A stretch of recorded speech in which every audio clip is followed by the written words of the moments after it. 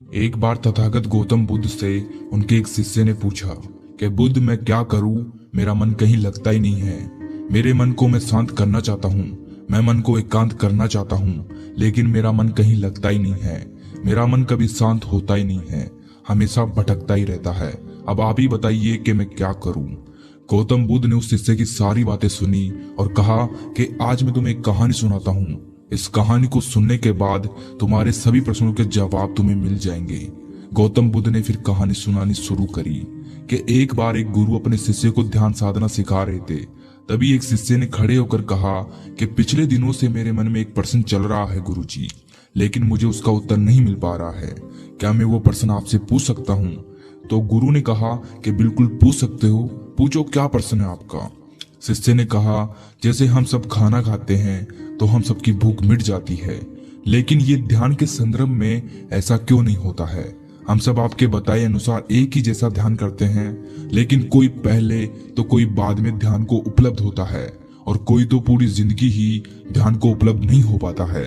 जैसे खाना खाने के बाद सबकी भूख मिट जाती है, ठीक वैसे ही ध्यान से भी हम सबका मन शांत हो जाना चाहिए, लेकिन ऐसा क्यों नहीं होता? आखिर क्यों? गुरुजी ने कहा, कल गांव के सबसे बड़े सेठ के घर मुझे खाना खाने के लिए बुलाया गया है, तुम भी मेरे साथ वहां चलना। इतना कहकर गुरुजी वहां से चले गए। अगले दिन दोनों गुरु और शिष्य सेठ के घर खाने के लिए पहुंच जाते हैं। उस सेठ की पत्नी ने उन्हें भोजन के लिए बुलाया था। उन दोनों के साथ सेठ भी भोजन के लिए बैठ जाता है। जैसे ही सेठ भोजन का पहला निवाला अपने मुंह के अंदर डालता है, भोजन की थाली को उठाकर दूर फेंक देता है और अपने नौकरों पर चिल्लाते हुए कहता है कि कैसा बेकार खाना बनाया है, इसमें बिल्कुल भी स्वाद नहीं है, जाओ और मेरे लिए दूसरा भोजन बना कर लाओ। और वो वहां से उठकर चला जाता है।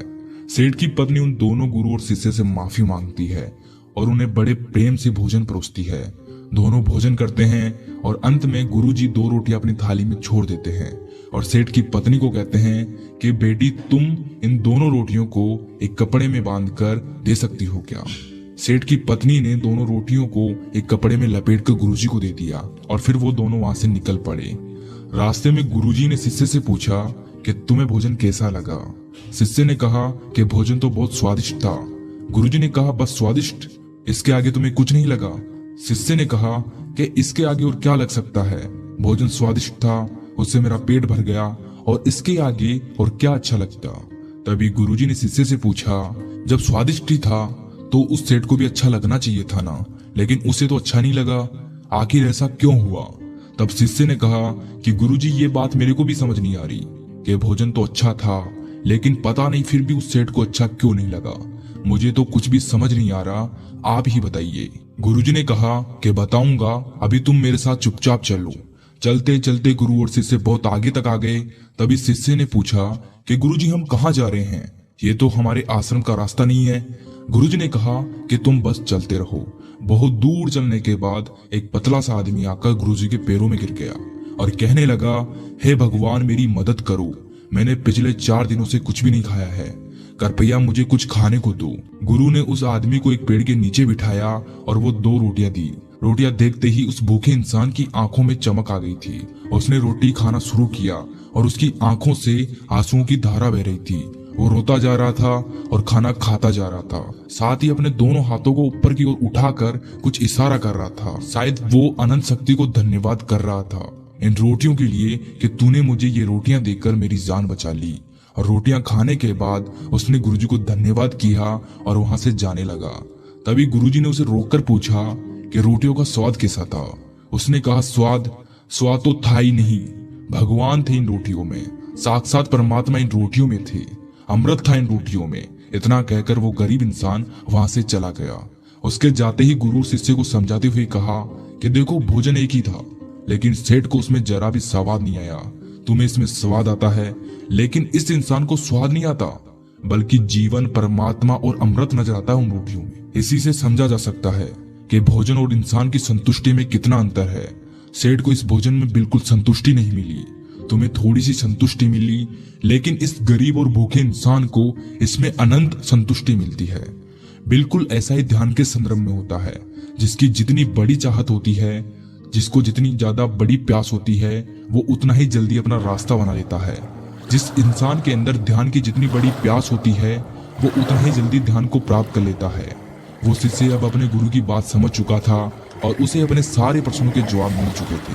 गौतम बुद्ध ने अपनी कहानी को समाप्त करते हुए अपने शिष्य से कहा कि अब गुरु के शिष्य को तो अपना उत्तर मिल गया, लेकिन तुम्हें तुम्हारा उत्तर अभी भी नहीं मिला कि मन क्यों नहीं लगता। तो सबसे पहले तुम ये समझो कि जो लग जाए वो मन नहीं, क्योंकि मन का काम है भटकना। खासकर कोई वस्तु हमारे पास अधिक मात्रा में होती है तो मन उस वस्तु से उब जाता है और उससे दूर भागने लगता है, जैसे उस सेठ का मन भोजन से भाग रहा था। अगर कोई वस्तु सीमित मात्रा में है तो ये मन उस वस्तु से थोड़ा लगाव रख भी लेता है, जैसा उस गुरु के शिष्य को भोजन से थोड़ा बहुत लगाव था। लेकिन अगर कोई वस्तु आपके पास कम मात्रा में है या फिर है ही नहीं, तो ये मन उसके पीछे भागना शुरू कर देता है और उस वस्तु को हर हाल में पाना चाहता है। लेकिन जब बात हमारे प्राण पे आ जाए, जैसे कि उस गरीब के लिए वो 2 रोटियां, तो हमारा मन गायब हो जाता है वहां से। ऐसी स्थिति में मन का कोई अस्तित्व नहीं रह जाता। फिर हम भोजन का प्रकार या स्वाद नहीं देखते, जो हमें मिल जाता है हम उसे ही खा लेते हैं। फिर स्वाद जैसी कोई चीज नहीं रहती, जो हम खाते हैं हमारे प्राण उसे अंदर तक स्वीकार करते हैं। फिर वो भोजन कैसा भी हो, हमें उसमें रस आने लगता है, और ये बस तब होता है जब मन जैसा कुछ नहीं रहता। हम अपने मन को बहुत अधिक लगाने की कोशिश करते हैं। कोई इसे पढ़ाई में लगाने की कोशिश करता है तो कोई इसे अपने दूसरे कामों में लगाने की कोशिश करता है। लेकिन तुमने तो ये देखा ही होगा कि मन कहीं नहीं लगता, क्योंकि मन का काम लगना नहीं है, बल्कि काम इसका भागना है। और ये मन लगातार भागता ही रहता है। जो हमारे पास नहीं है उसे पाना चाहता है, और जो हमारे पास है उससे दूर जाना चाहता है। और जब कोई वस्तु या इंसान हमसे दूर चला जाता है तो फिर उसे ये पाना चाहता है। ये लगातार हमें ऐसे ही भगाता रहता है, क्योंकि यही इसकी मूल प्रवृत्ति है। गौतम बुद्ध ने आगे कहा कि आपके मन में अब ये सवाल उठ रहा होगा कि अगर मन का काम भागना ही है तो क्या हम सारी उम्र बस भागते ही रहते हैं? क्या हम कभी इसे अनंत शांति का अनुभव नहीं करेंगे? अगर जीवन को ध्यान से देखा जाए तो जीवन ऐसा ही है। इंसान जन्म से लेकर मृत्यु तक बस भागता ही रहता है। लेकिन कभी कभी कुछ लोग ऐसे भी रह जाते हैं जो इस भागदौड़ भरी जिंदगी से बाहर निकल आते हैं। वो भागना बंद कर देते हैं, क्योंकि वो जीवन की सच्चाई को समझ चुके होते हैं। इसीलिए वो व्यर्थ की चीजों के पीछे भागना बंद कर देते हैं, और ऐसा करने के बाद चीजें फिर उनके पीछे भागती है।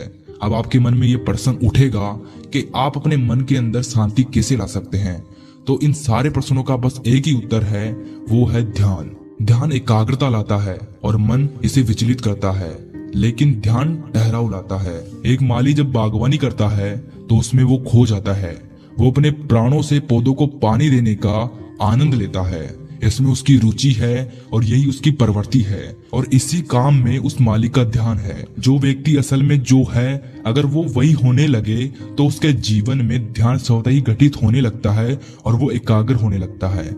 लेकिन जो व्यक्ति जैसा है ही नहीं, अगर वो वैसा बनने की कोशिश करता है तो उसकी एकाग्रता नष्ट होने लगती है।